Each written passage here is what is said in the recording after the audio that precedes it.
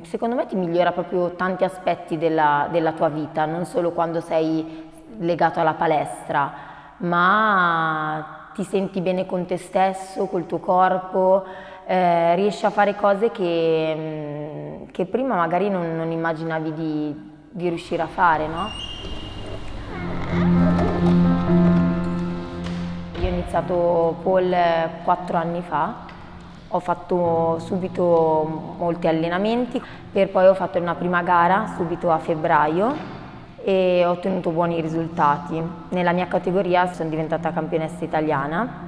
Da lì ovviamente è stata una motivazione ad andare avanti.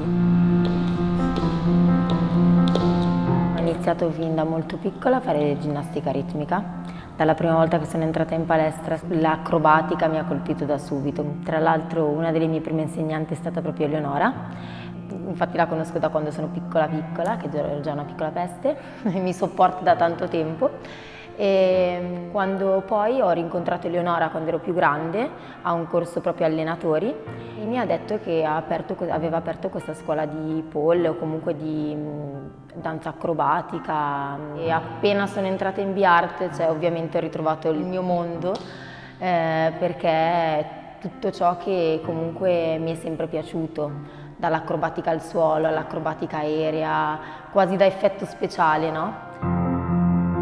Quindi mi è piaciuto subito dopo la prima lezione di pole, che è stata durissima, come spesso succede in tutte le lezioni di pole, che le prime volte le ragazze escono distrutte, ma nello stesso tempo, non lo so, c'è qualcosa che ti spinge a voler tornare a riprovarlo. E allora sono tornata, ovviamente, da lì basta, c'è nato questo amore per questa disciplina che comunque è molto vicina alla ginnastica, all'acrobatica, che ho sempre fatto. E è sicuramente molto faticoso, perché comunque ho fatto un percorso fino ad adesso di duri allenamenti costanti ogni giorno.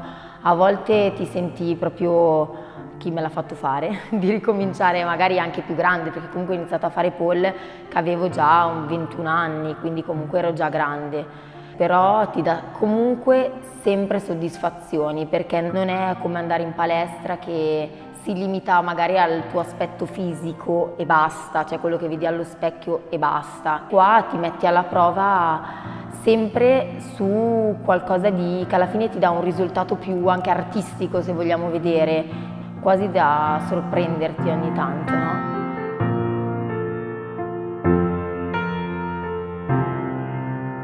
Sono arrivata dalla ritmica che sì, ero magari molto sciolta, però di forza zero, cioè avevo le braccine grosse così, anche adesso, siamo muscolosissima, però comunque solo il fatto di quando ho fatto la prima bandiera al palo, io ho fatto una festa una settimana, perché è una cosa impensabile, perché di solito quando sei piccolo è normale provare tanti sport, provare stupore in alcuni sport, o voler fare ginnastica piuttosto che danza, mentre quando sei più grande di solito sei più timoroso e dici no, ormai sono troppo grande, non ce la farò mai.